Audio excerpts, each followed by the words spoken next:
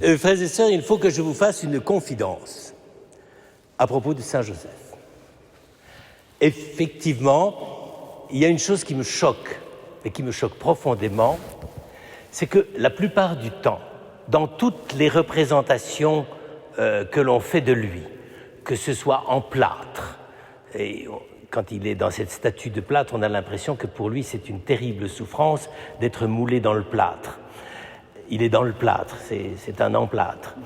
Et quand ce soit dans la manière de le décrire, de le peindre, n'est-ce pas? Les couleurs sont généralement d'une extrême fadeur. Enfin, c'est rare de voir un Saint-Joseph. Heureusement qu'il y a le peintre Georges Latour qui a eu une autre idée de Saint-Joseph, mais la plupart du temps, j'allais dire, on est prêt à sortir ses Kleenex. Et que ce soit surtout, j'allais dire, les textes du magistère pour parler de Saint-Joseph. Mais il y a des moments où on se dit, mais c'est le plus malheureux de tous les hommes. Il était amoureux d'une jeune fille, voilà, qu'elle lui fait un enfant dans le dos, c'est le cas de le dire. Il pensait qu'il allait commencer à vivre des jours heureux avec sa petite entreprise. Il est obligé de partir comme immigré en Égypte. Quand il revient à Nazareth, on espère qu'il retrouve son atelier parce qu'il est petit artisan, etc. Mais une accumulation de catastrophes. Et donc on se dit, et d'ailleurs c'est vrai que d'une certaine façon on a envie de se dire mais il était malheureux comme les pierres, quoi, c'est terrible. Bon, moi je prétends la chose inverse, c'est que Saint Joseph a été un homme heureux. Voilà, il était un homme heureux parce que si il n'avait pas été heureux avec tout ce qu'on dit de lui, c'est que vraiment il était un déprimé de première.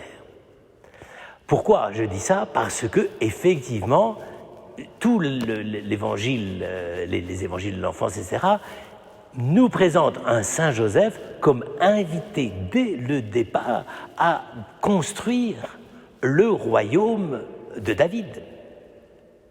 Et c'est quand même bien ça l'essentiel. J'allais dire, pour un artisan comme lui, le but, c'est de pouvoir faire le boulot. Et le boulot, c'est quoi? Eh bien, c'est de faire que, effectivement, grâce à l'accompagnement de l'éducation de Jésus, dans lequel il a eu son rôle de père, normal, comme tout le monde, enfin j'espère du moins, faut qu'on s'en rappelle, mais avec laquelle il était marié. On le dit jamais, mais quand vous regardez les grands théologiens, ils ont tous dit que Joseph et Marie étaient mariés, parce qu'ils ont considéré que l'ultime forme et la plus profonde de l'amitié d'un homme et d'une femme, c'est ce qu'ont vécu Joseph et Marie. Et que, bon, peut-être que ça ne plaît pas à certains aujourd'hui, mais que le caractère, j'allais dire, d'exercice de la sexualité, bien sûr, est évident, et je ne recommande jamais à mes fiancés de pratiquer le mariage blanc, mais c'est quand même un vrai couple, avec la vraie manière de compter l'un sur l'autre, avec la vraie présence et délicatesse de l'un par rapport à l'autre, l'un, Joseph, sur le mode de l'homme, et Marie sur le mode de la femme, n'est-ce pas? Et c'est tout le contraire de cette espèce d'existence ennuyeuse et quasi monastique qu'on leur attribue à tous les deux, sous prétexte qu'il faut protéger l'enfant et arriver à démontrer qu'il est fils de Dieu. Donc, je crois qu'on ne se rend pas compte, mais on diminue, si je puis dire, chez Joseph, et un peu chez Marie, mais c'est plus particulier chez Joseph, on diminue son sens du bonheur. Eh bien, il a eu du bonheur, pourquoi? Pour une raison très très simple. C'est que nous avons lu, en effet, tout à l'heure, deux grandes figures de l'Ancien Testament. La figure de David, d'ailleurs, d'abord. Pourquoi? Parce que David, il avait décidé qu'il allait construire un temple pour Dieu. Voilà un beau projet. Et Dieu lui dit, non, moi, j'ai pas la maladie de la pierre. On va laisser ça à ton fils Salomon, on verra plus tard si ça marche ou pas. Mais moi, ce que je veux, c'est que je veux te construire une famille. Donc, déjà d'emblée, quand il s'agit de David qui reçoit l'onction, qui reçoit la fonction, la dignité de Messie, c'est-à-dire oint par le Seigneur pour construire la maison, il est chargé de construire une maison de chair et de sang. C'est-à-dire, c'est ta maison que je protégerai, c'est vis-à-vis de ta maison de chair et de sang que je m'engage. Eh bien, quand les chrétiens ont voulu expliquer qui était Joseph, ils ont repris ces textes-là. Ils ont repris les textes dans lesquels on montre David, le Messie, c'est celui qui a reçu l'onction, pour construire la maison de la communauté de chair et de sang qui va être les disciples de Jésus, et de découvrir ensemble, lui avec Marie et son fils, de découvrir ensemble la véritable fonction, la véritable mission de ce que c'est que d'être un véritable artisan. Et il a été un artisan absolument incomparable à celui que l'on imagine. Je veux dire, bon, d'accord, il fallait bien scier des poutres pour faire de la charpente, bien que, je vous signale, charpentier, c'est pas la bonne traduction. Il n'était pas charpentier, architectone, ça veut dire... c'est la finition des maisons, n'est-ce pas, avec plutôt les escaliers en bois, etc. On sait tout ça, n'est-ce pas? On a voulu en faire un charpentier, bon, on ne sait pas pourquoi. Donc, voilà déjà une chose, c'est que ce qu'il a construit, c'est une demeure spirituelle. Il a participé dès le premier moment avec Marie à la construction de l'Église. Alors, si c'est ça les motifs de sa tristesse, alors là, je vais être pendu, parce que c'est terrible de le présenter comme ça. C'est un homme heureux, Joseph. Il faut imaginer Joseph heureux, pas Sisyphe. C'est pas Sisyphe, c'est Joseph.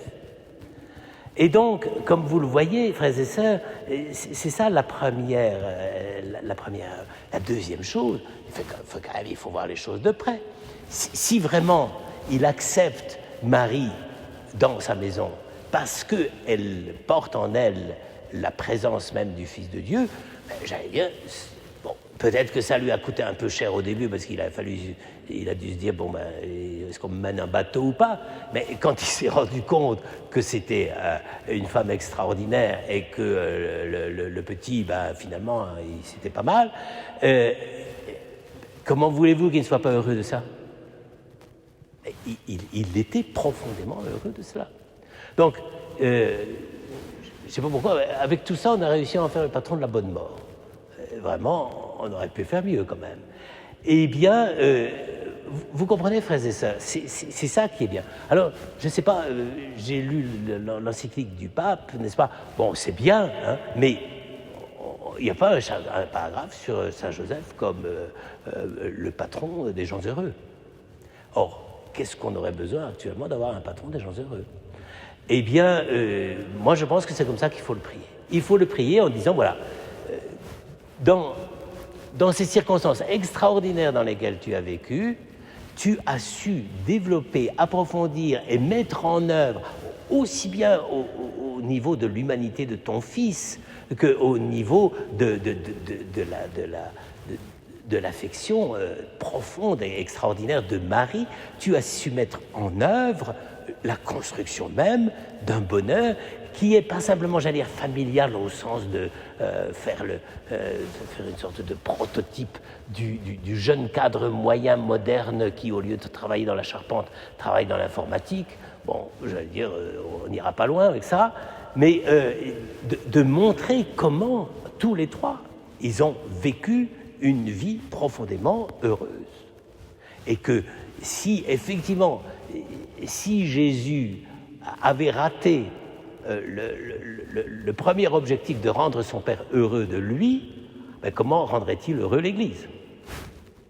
Il faut quand même bien dire les choses comme elles sont. Et donc, ou bien le christianisme est l'école de la tristesse, de la lamentation et on n'en peut plus, alors Saint Joseph, tu es dans le même bateau que nous et nous allons tous ramer comme des galériens. Alors ça, si c'est ça l'Église, alors il vaut mieux aller planter des choux, ou bien c'est véritablement que Joseph est un homme qui a eu le sens du bonheur de la présence de Dieu. Eh bien, si vous voulez, je vous propose de regarder un certain nombre de textes officiels sur Internet. Si vous voyez le mot bonheur, vous m'apportez tout de suite la citation. Merci.